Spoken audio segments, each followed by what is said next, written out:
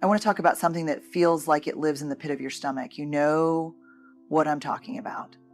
The moment after you decide to stop answering the texts, unfollow, or maybe even have that painful, clear conversation, I can't do this anymore. And then comes the guilt.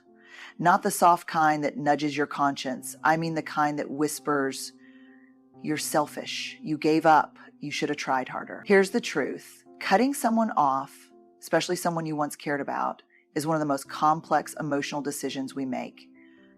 It doesn't mean you don't have empathy. It means you finally used it for yourself. Guilt is a sign you're human, not that you're wrong. Guilt shows up in the most inconvenient places. It doesn't knock politely and wait for permission. It walks in, drops its heavy bags in the middle of your heart and says, look what you did. And when it comes to cutting someone off, especially someone who used to matter to you, guilt doesn't whisper, it screams. But here's something I want you to hear, really hear. Guilt is not always a signal that you've done something wrong. Sometimes it's simply proof that you're human, that you care, that you have a heart that wrestles with tough choices instead of pretending they're easy. One of the hardest things I've learned in my research and in my own life is that our emotions don't always show up in clean categories. They're messy. They overlap.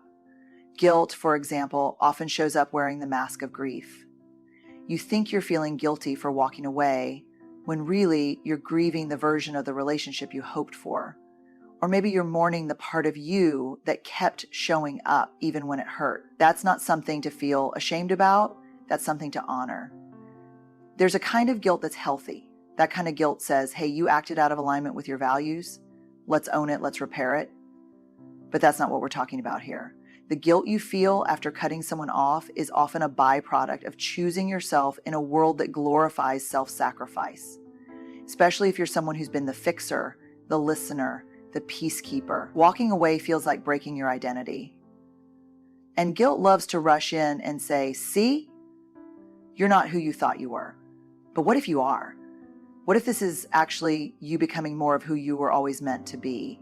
When I talk to people who have had to make the excruciating choice to walk away, whether it's from a friend, a family member, or a partner, the guilt is almost always tangled up with the question, did I do the right thing? And the answer isn't always black and white, but what I found is this: if you left because you couldn't grow in that space, if you left because staying meant losing pieces of yourself a little at a time, then yes, you did the right thing.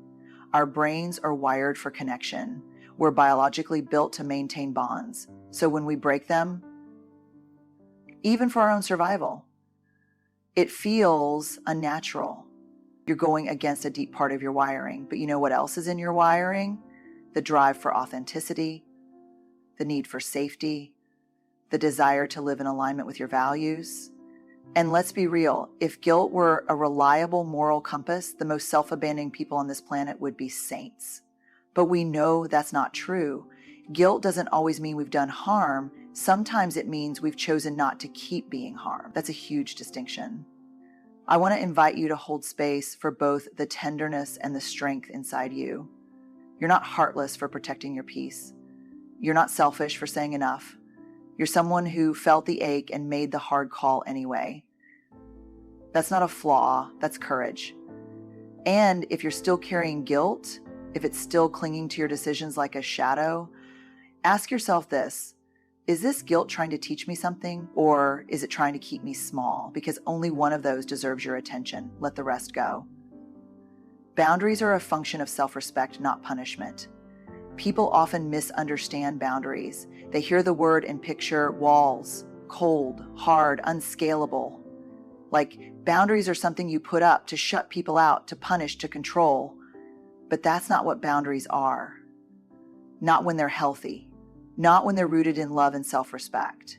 Boundaries aren't about keeping people out. They're about making sure what comes in is respectful, honest, and safe. The most compassionate, grounded, and open-hearted people I've ever interviewed were also the ones with the strongest boundaries. That might sound contradictory at first, but it's not. Because when you're clear about what's okay and what's not okay with you, when you honor your own limits, you create space for authentic connection, not performative harmony. Think about it. How many times have you found yourself saying yes when your whole body wanted to say no? How many times have you swallowed your discomfort just to keep the peace? And how often did that lead to resentment, burnout, or emotional exhaustion? That's what happens when we confuse kindness with compliance, when we believe that loving others means betraying ourselves. When you decide to cut someone off or even just take a serious step back, people might say you're being cold or dramatic, that you've changed. And the truth is, you probably have changed. You've grown. You've realized that love without boundaries isn't really love. It's an unspoken agreement to stay silent while your needs go unmet. And that kind of agreement eventually turns toxic. Boundaries are how we teach people how to treat us.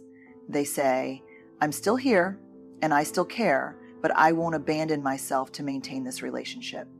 And that might be a hard pill for others to swallow, especially if they've benefited from your lack of boundaries in the past.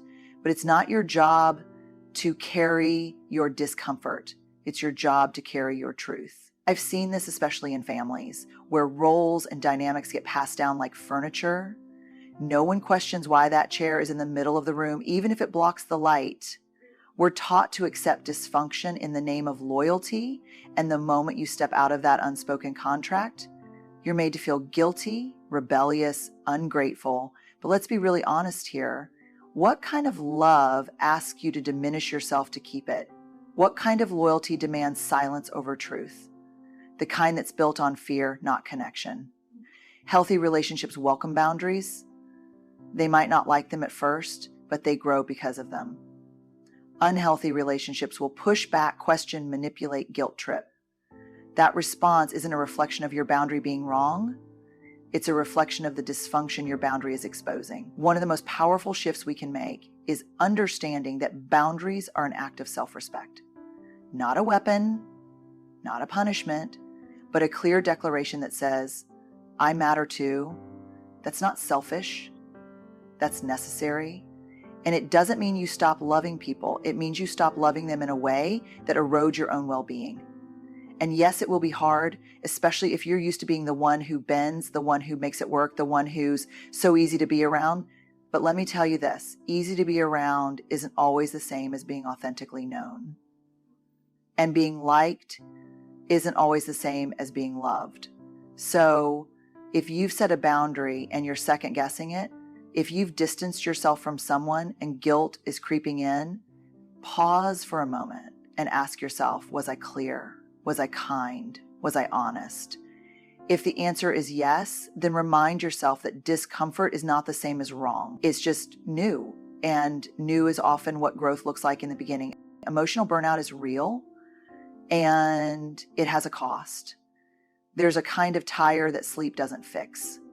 You know the one I'm talking about, that deep emotional exhaustion that sits in your bones.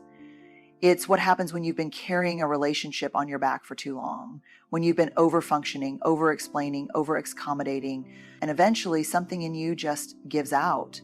We don't talk about emotional burnout enough. We talk about hustle burnout, work burnout, parenting burnout, but emotional burnout, that's the quiet kind, the one that's harder to name because you've been taught to just deal with it, to be the bigger person, to stay connected at all costs.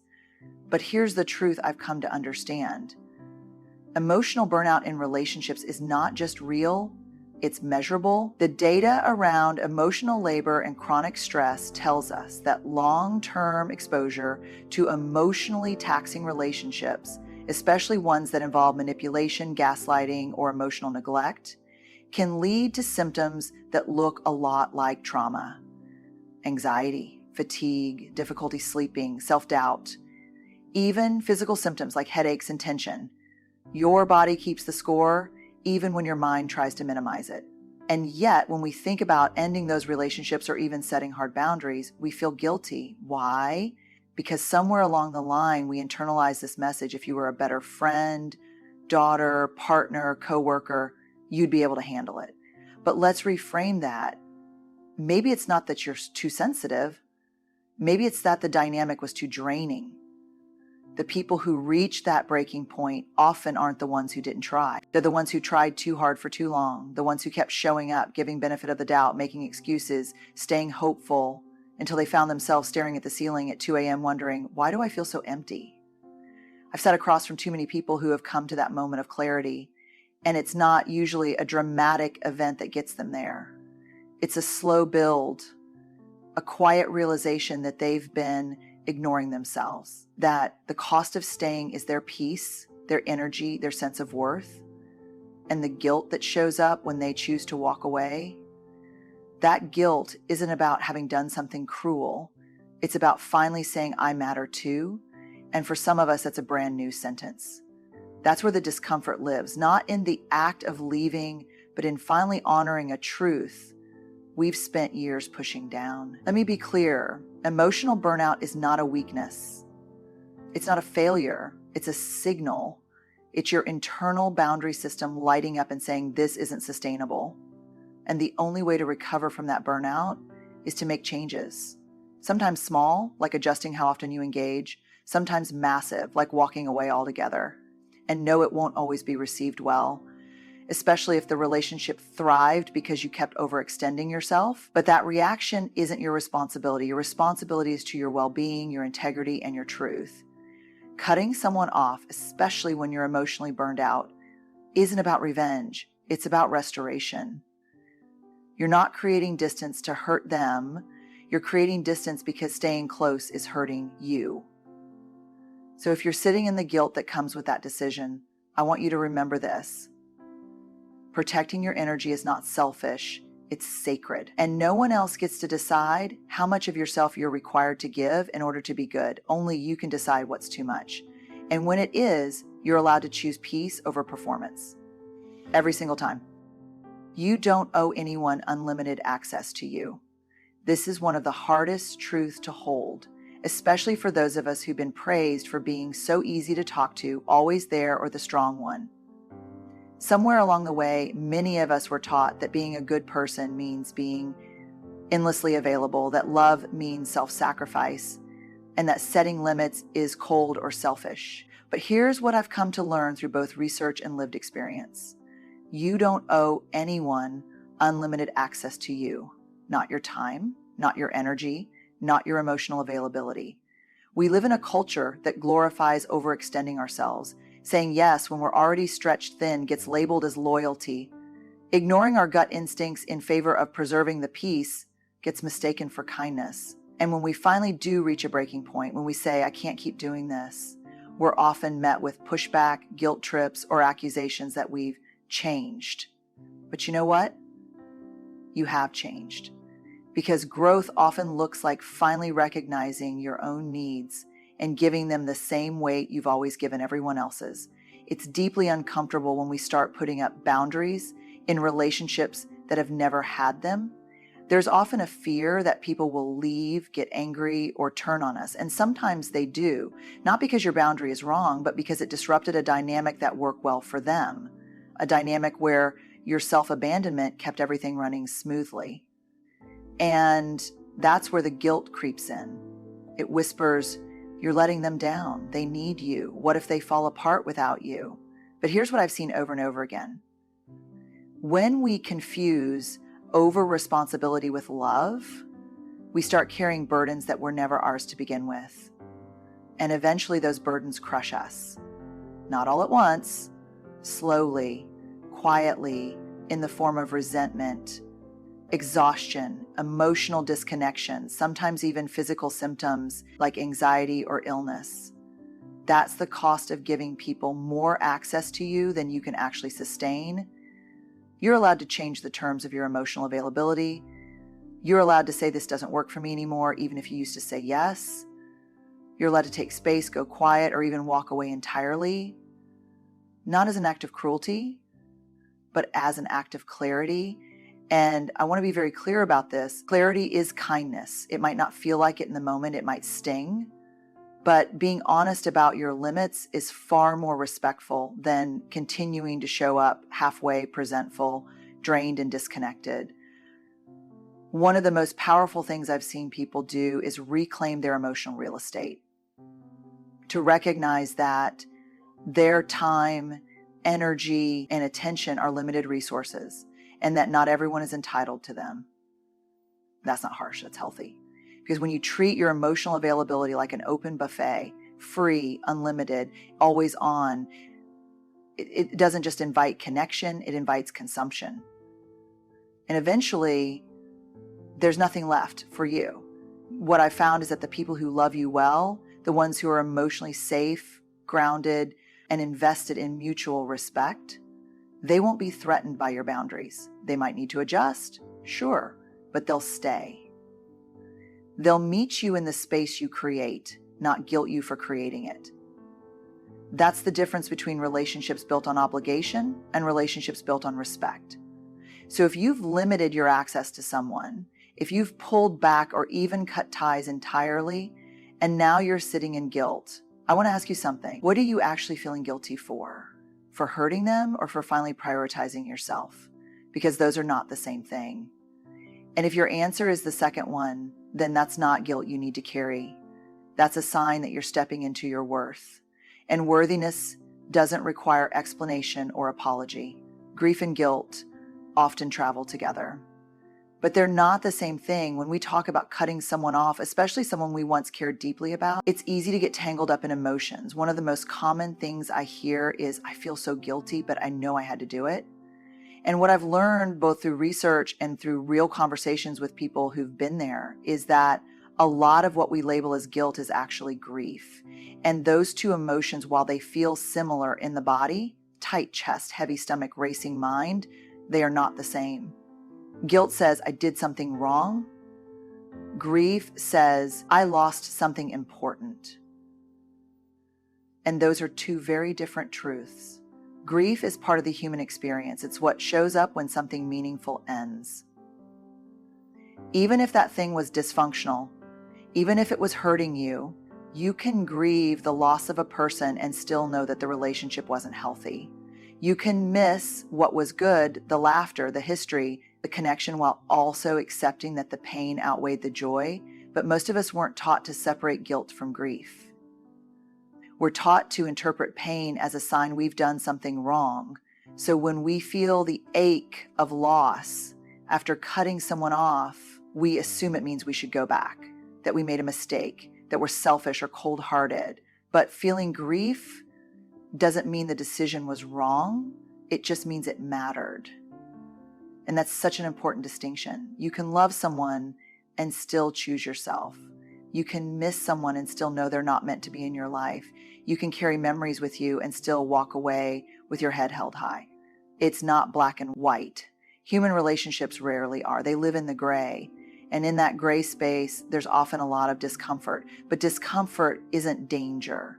It's just an emotional signal that something significant has shifted, that your heart needs space to adjust to a new reality. And look, grief doesn't follow a linear path.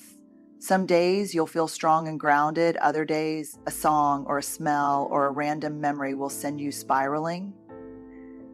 That's normal. It doesn't mean you've backtracked. It doesn't mean you're weak. It means you're human. We don't give ourselves nearly enough permission to grieve people who are still alive, especially when it wasn't death, but choice that ended the connection.